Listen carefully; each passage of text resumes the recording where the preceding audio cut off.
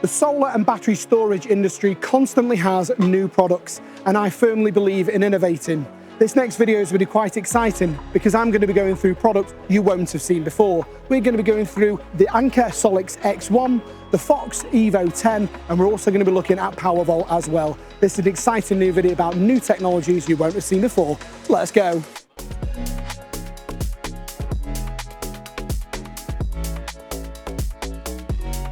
You've joined me here at the Anker Solix stand where we've got the X1 in front of me. There's a lot of noise online about this. I've seen a few shorts about it and I've just all in all been really interested. You joined me here with Ian, who's the UK and Ireland country technical manager. I think that's the right word to use. So this is the single phase version, make a single phase and a three phase. We do.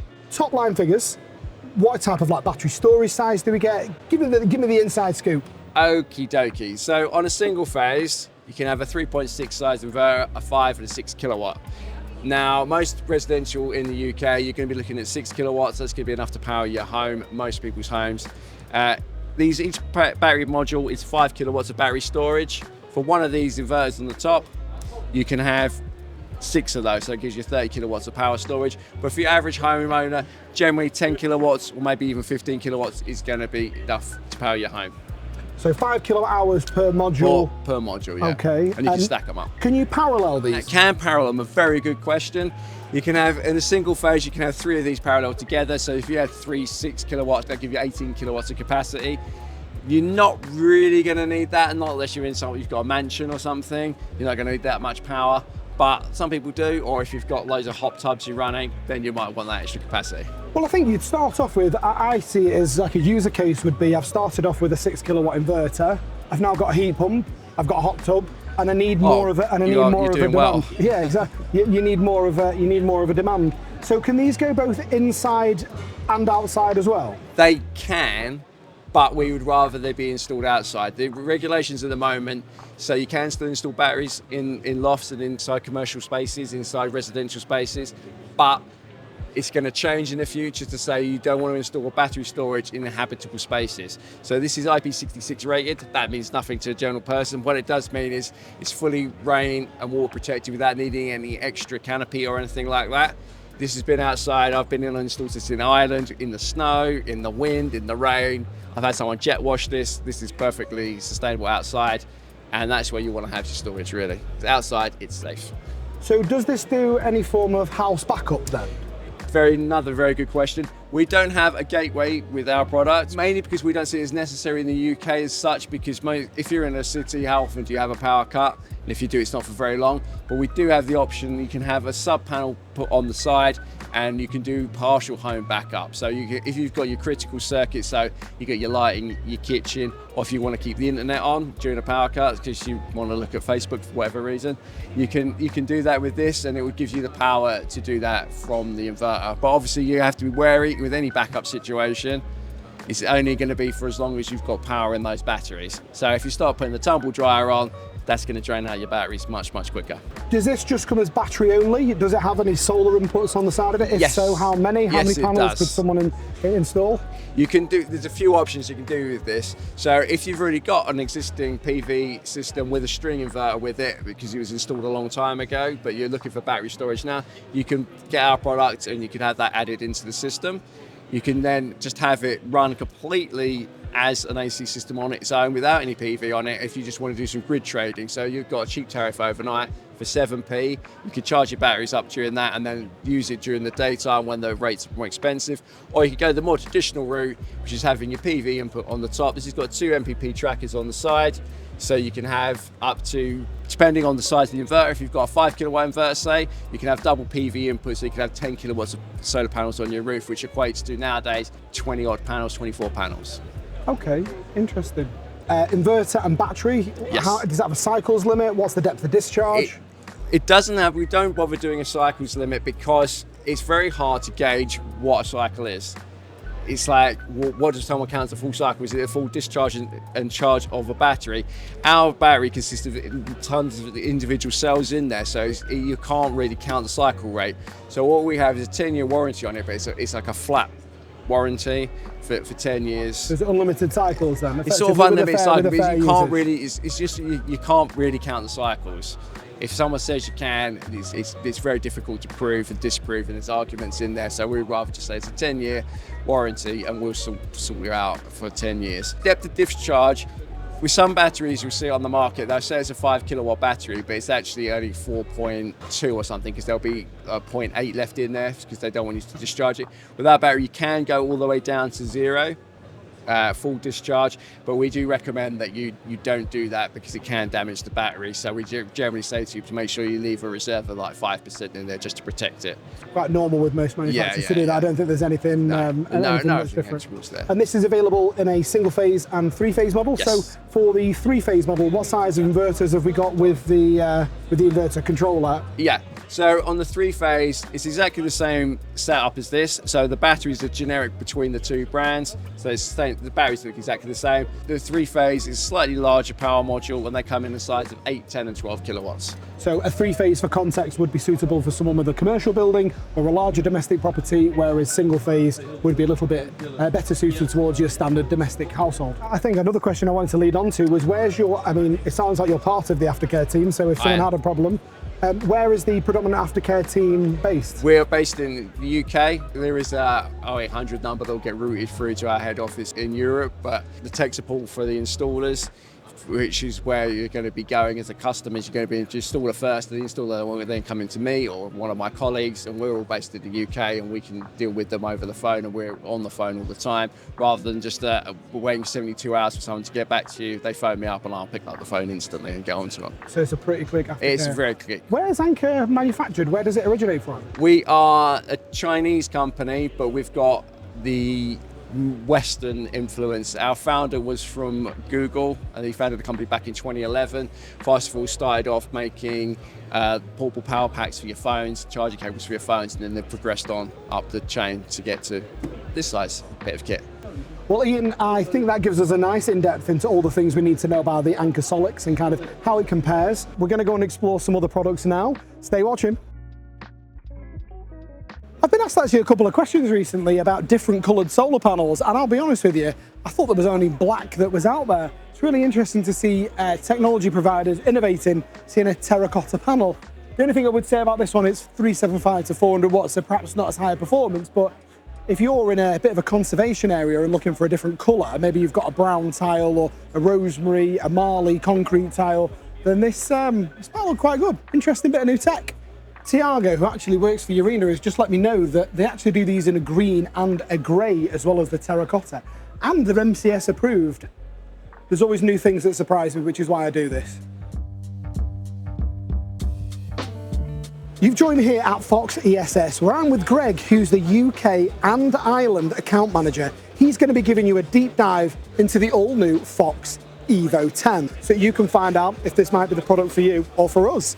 So, Greg, talk me through a little bit more about the Evo10 and tell me some of like the top line features. Right, so the Evo comes in 3 different inverter sizes. Okay. Yeah. So you've got a 5, an 8 or a 10 kilowatts. So you've got 3 options of inverter size. Comes with a 10.24 kilowatt battery. Got built-in heating, built-in fire suppression. So it's basically that all-in-one solution.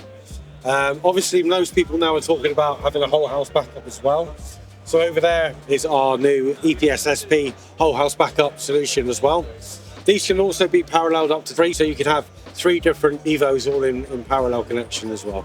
So that's 30 kilowatt hours that customers can have. Yeah. Do they parallel on inverters as well? So if I had a 10 kilowatt, ultimately subject to my maximum DNO cutout size, are these single phase or are these 3-phase as well? These are single phase only. So this is a single phase option. So it's a for your domestic household solution.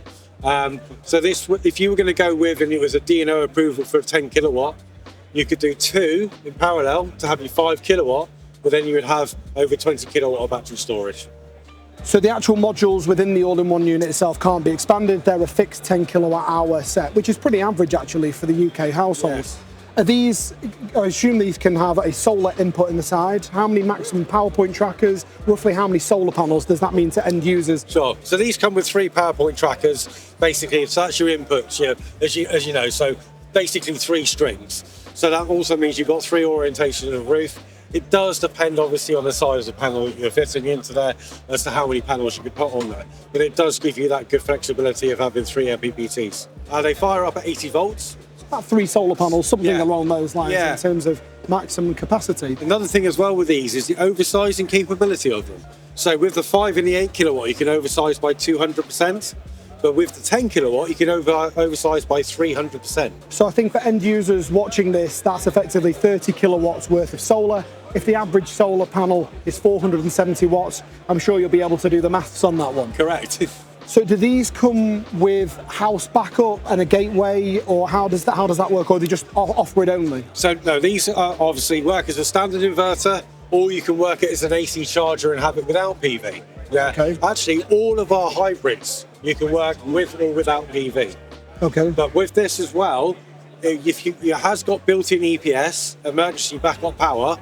If you want whole house, if you follow me over here, I'll show you something else we've got. Okay. This is our whole house backup solution. Works with all of our single phase. So you can put the whole rig main linked up to that. Also, for another all-in-one solution, we don't just have the Evo, we also have the modular stackable power queue. Okay. So the power queue takes 7 stacks of batteries. You can add to it over the time. Batteries, inverter sits on top. But again, if you want the whole house backup, you could do that with that. And the Evo10 suitable alongside the gateway, or is that just EPS that works with? No, so the gateway will work with all of our single phase. So the gateway will work with the Evo, the power queue, with the H1 and the KH single phase inverter. So anything single phase. Okay, interesting. Now coming back onto the Evo10, which is the product that interests me the most, I suppose. Sure. Can these go both inside and outside? If so, what's kind of IP ratings? Where could end consumers install this as a product? So this is IP66. So we put a higher IP rating than normal. Most inverters and batteries on the market have a 65 rating. We wanted to make it a little bit higher. So that gives that consumer and customer the confidence that that is completely waterproof. So this could effectively go for end users inside, outside. I assume you put the fire suppression in there to kind of, as regulations start arriving, with PAS 63100, we could install it in some of the harder to install in places by having the additional safety parameters that's built inside of it. Although we know guidelines they gave, they were testing different chemistry of batteries. It was not LiFePro, which is in solar batteries. There actually has been no case of one ever combusting, causing a fire or catching fire in a property. But for peace of mind, we've put the fire suppression in anyway. So a lot of our users are really focused on aftercare. What's your aftercare like? If I'm an end user and I want to get aftercare, like what does your warranty look like on this, on the Evo10? When I call up, who would I be expected to speak with as Fox ESS as an end user? How does that work? The Evo10 comes with 12 years warranty. So we've got a very good warranty period on it anyway. We've actually got a very, very good reputation for our technical support in the UK. Not only just for the installers, for end users as well. And that's actually UK based as well. We've got what we call first line is in the office where they can call in, speak to the guys on the first line on the desk. If the guy's in there, if it's above their heads, we have field agents all across the UK. They are our top engineers. Then it gets escalated to them and they can assist. From an installer perspective, what vetting do you do on installers in terms of making sure that they're of a suitable quality? So do you make sure they're registered with the MCS, NIC, EIC or NAPIT registered? Yeah. How do you vet your installers and make sure that they're of a suitable standard? We've got a tier rating as well. So we've got a tier rating for installer status. So you've got your approved installers, they've done the training. You've got your next level, which are our higher partner installers. Then you've got the tier 1 that are sort of the national doing more installers and have got an extremely good reputation and work with us more closely. All right. Well, Greg, I think that's everything from the Fox ESS and the Evo10. I've been quite excited to explore this one, really. It's been one that's been on the back burner that I just kind of wanted to bring off. Join me for the next product where we're going to be diving into even more new products that are available.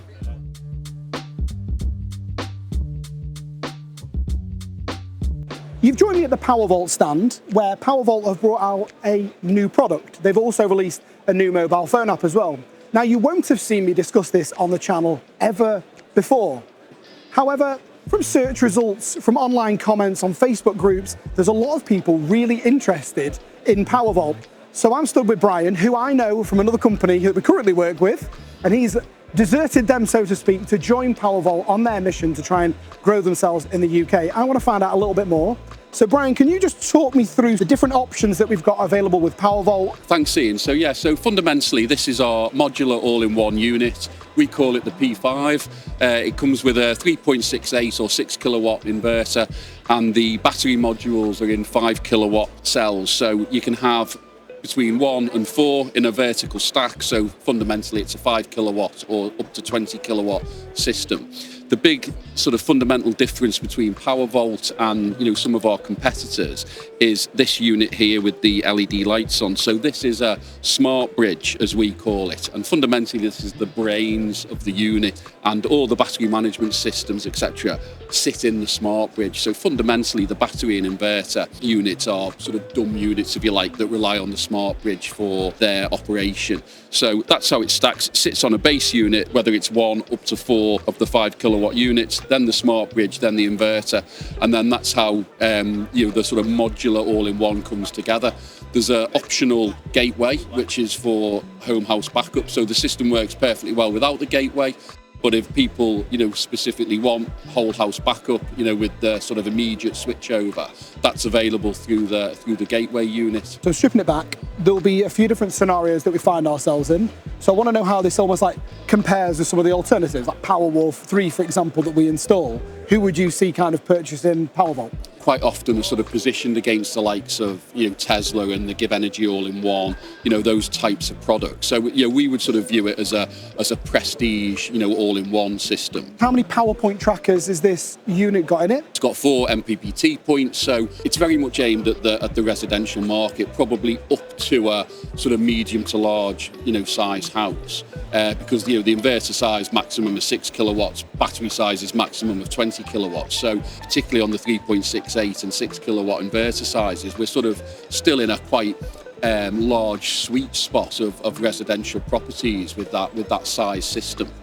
Can you parallel them? So if I had 2 6s together, could they charge and discharge at the same time? So yes. If I wanted more than 20 kilowatt hours worth of storage, yes, can I add more than one? If so, how many? What's the limit? Yeah, you can parallel them. We've never paralleled more than 2 systems together. That's not to say they can't be done. It's just that we've never been tasked with that. So, but they can be put together. Yeah. Okay, so you could effectively, if you wanted you start off with a 6 kilowatt inverter and you said, right, I want to trick it out and give a 20 kilowatt hours worth of battery storage at a later date. It's not the case that you can't expand it and you're then limited. Correct. You've actually got that the only thing is they have to be, so. It would be a complete new stack. So, with another smart bridge and another inverter on the second stack, yeah. Okay, no problem whatsoever. And in terms of storing it outside then, because these go both inside and outside as well, are the IP rated? Yes, so it's IP65. Okay. I mean, most of our installations now, our installers, say are outside now. I mean, it's just the way that, the market is heading, isn't it? Obviously you know that as well as I do. So yeah, fully IP65 rated.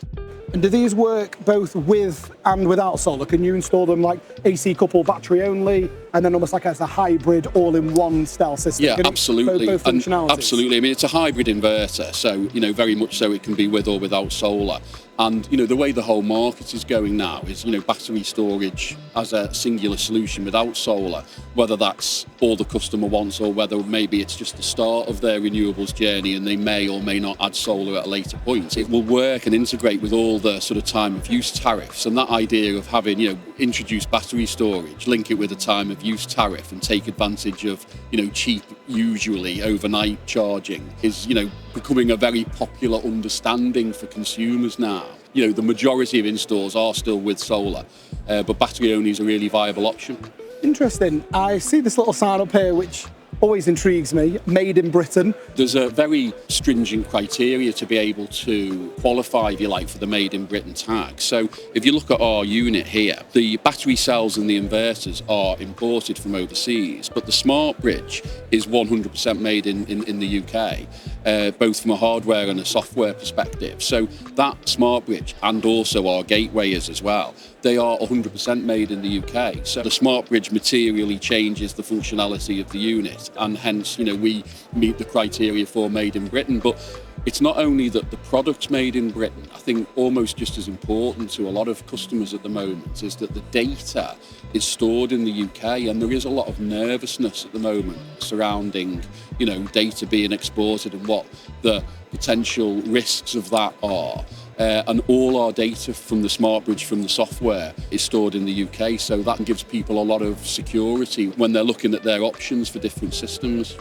What would the end user want to look for? So I've now decided, right, I actually really like Powervault. It's assessing well. I really like the idea of the fact that it's made in Britain. How would they find out where the approved installers are? What type of requirements do you have as an installer to make sure that your installers are hitting that top threshold? Yeah, I mean, we have a professional network of approved installers, and that's, you know, they're independent companies that we worked with in the past and we're really comfortable with recommending. But obviously we would, as part of any onboarding process, we'd come out to site for the first installs and things like that to sort of assist in getting up and running. So, you know, we like to really fully engage with our installers. That's how we go about our business. So we've got all this aftercare and all the support that's based in the UK. We're made in Britain, I believe in Lancashire. As someone from the Northwest, I really like that. Yeah, what warranty does this have on it? Yeah, number of cycles? Yeah, we have, straight answer to a straight question, it's a 10-year product warranty, but it's unlimited cycles. Yeah, so. Okay. I'm really supportive of British manufacturing. I think it's a great bit of kit. I just want to say thank you so much for taking the time to explore this with me today, Brian. Thanks very much, Ian. Cheers. Thank you so much for watching this episode.